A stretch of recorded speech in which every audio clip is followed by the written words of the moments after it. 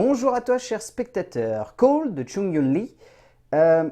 Je dois avouer que ça fait partie des films que j'ai découvert un peu sur le tard parce que, vu qu'en ce moment il n'y a pas grand chose à se mettre sous la dent en attendant que les salles rouvrent,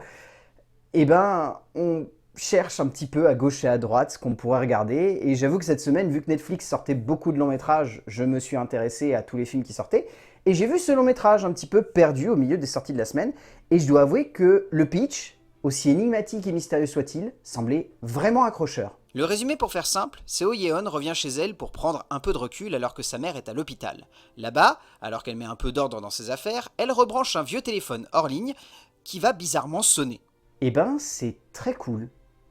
J'ai beaucoup aimé le long métrage de Chung Yun Lee. Je trouve qu'il y a une vraie appropriation de certains codes du cinéma de thriller et également un petit peu de genre,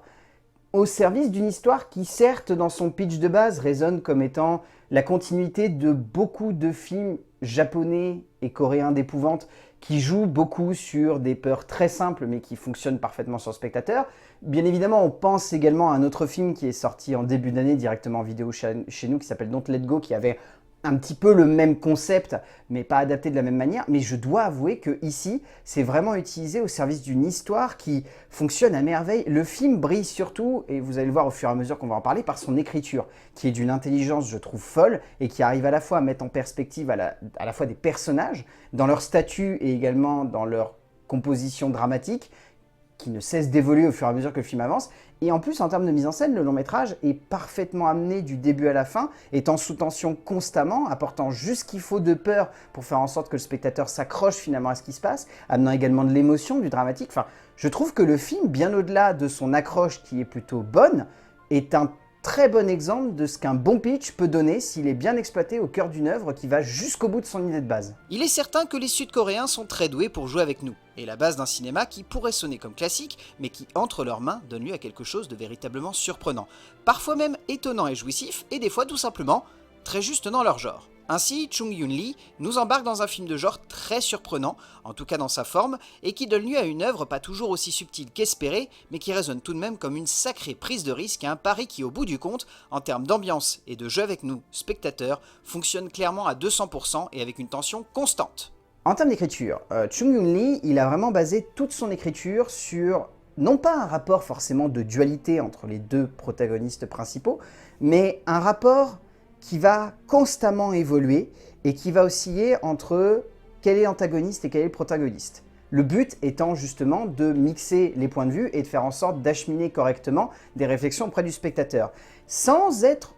trop abrupt dans les retournements de situation, ce que je trouve très intelligent de la part du cinéaste coréen, parce que honnêtement, dans ce genre de film, lorsqu'il doit y avoir des retournements, généralement ils sont grossiers ou amenés à la truelle ou de manière très abrupte et pas du tout subtile. Là, je trouve que Lee a su amener ça de manière très intelligente et passe son temps en fait à faire des parallèles entre les deux personnages au fur et à mesure que le film évolue. On sent que l'écriture, elle n'a pas uniquement envie de laisser les personnages évoluer dans leurs petits retranchements et faire en sorte que chacun ait sa petite évolution dramatique, mais constamment, il va mixer les deux pour créer de l'empathie finalement pour un personnage qu'on va détester ensuite, ou rendre détestable un personnage, puis ensuite créer une certaine forme d'affection, même si à la fin, bien sûr, il juge ces personnages, il les met dans des positions où ils ne peuvent pas bien s'en sortir ou mal s'en sortir, c'est forcément un espèce d'entre-deux, et d'ailleurs, la fin du film, je vous conseille de vous accrocher, parce que honnêtement, moi-même, même si le film a tendance à l'amener un petit peu, on ne la sent pas forcément venir, mais je trouve que le long métrage a tendance à être très intelligent quant à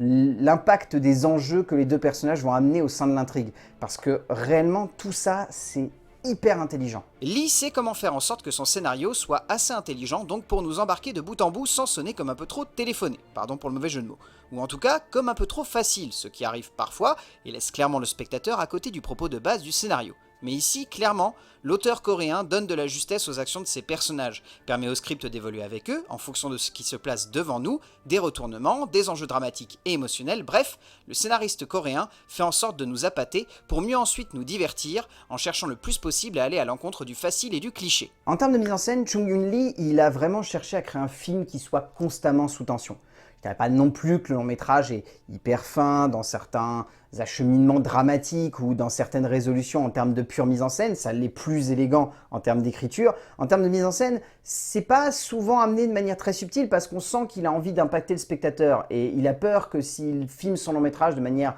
trop simple ou avec trop de recul, ça va pas forcément bien l'impacter. Ce que je trouve très intelligent, c'est qu'il sait se servir de la technique juste au moment où il faut. Il y a un effet de style qui est vraiment très esthétique, graphique et qui joue beaucoup avec les effets spéciaux, que je trouve très bien amené, notamment dans sa première fois et sa dernière fois. Ces deux effets de style qui sont très radicaux, mais qui ont tendance justement à impacter fortement le spectateur et à en rajouter une couche par rapport à tout ce qui se passe à l'écran. Et ce que je trouve très intelligent, c'est que justement l'acheminement du fantastique, hormis sur cet effet de style, la plupart du temps, il est amené de manière très sobre.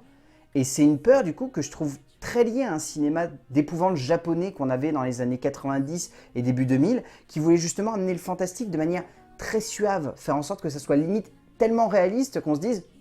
c'est pas du fantastique, c'est crédible. Et c'est exactement ce qui se passe avec le travail de Lee ici. Sa mise en scène n'est pas forcément folle, elle a tendance même à être assez maladroite quand il s'agit d'amener de l'émotion ou du dramatique, mais lorsqu'il s'agit d'amener du fantastique ou des effets de style proches du genre, là le cinéaste, il sait comment prendre les bons outils pour amener justement et correctement la bonne émotion au spectateur et faire en sorte qu'il ressente le bon impact. Et c'est ça que je trouve très fort dans la mise en scène, c'est qu'elle est douce, mais qu'elle a beaucoup d'impact. Le cinéaste ne se contente pas simplement de mettre en scène son action avec intensité, mais cherche également à proposer une ambiance, et personnellement, c'est cela qui m'a embarqué de bout en bout. Cette sensation que le cinéaste avait non seulement envie de construire une œuvre noire, mais également de déjouer nos attentes par le biais de son cadre. Ainsi, on ne se retrouve pas simplement devant une œuvre fantastique qui joue simplement bien avec son postulat de base, mais devant un métrage qui cherche réellement à se développer et à avancer en même temps que nous nous retrouvons face à deux héroïnes qui ne résonnent jamais simplement comme protagonistes et antagonistes aux yeux de Lee. En termes de casting,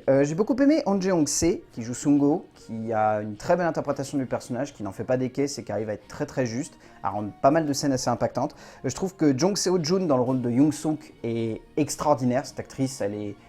juste jubilatoire, elle arrive très très bien à osciller entre un espèce de surjeu et en même temps une grande sobriété dans sa manière d'interpréter le personnage. Je trouve que Sung Ri-young Kim ainsi que Dong-in Lee, qui jouent donc les parents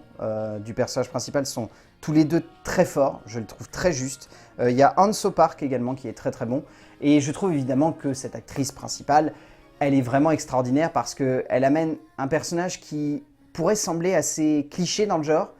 et elle l'amène avec beaucoup de justesse au sein du récit. Shin Ye-park est vraiment l'actrice qui ressort le plus de ce casting, apportant juste ce qu'il faut d'émotion à un personnage qui aurait pu clairement sonner comme cliché, mais qui du coup, par le biais de son charisme, réussit à donner lieu à quelque chose d'à la fois touchant, dramatique, parfois un tantinet frissonnant, mais surtout émouvant. Au bout du compte, Call, c'est vraiment un film que j'ai envie de vous conseiller de regarder parce que je pense que vous pourriez être grandement surpris. J'avoue que moi-même, je ne m'attendais pas à être aussi surpris, je m'attendais à voir un film plutôt sympathique, comme par exemple #Live, mais je trouve que le long métrage est un petit cran au-dessus, qu'il arrive à combler avec beaucoup de justesse par l'écriture une mise en scène qui par moments peut sonner comme un petit peu trop simple, mais qui par le biais de certains effets de style arrive à décoller, et l'écriture renforce cet impact-là. Et vous rajoutez en plus dessus des acteurs qui se donnent vraiment à 200% pour l'histoire. Enfin ouais, Call de Chung Yun Lee, si vous avez l'occasion de le mater sur Netflix, allez-y, c'est une valeur sûre.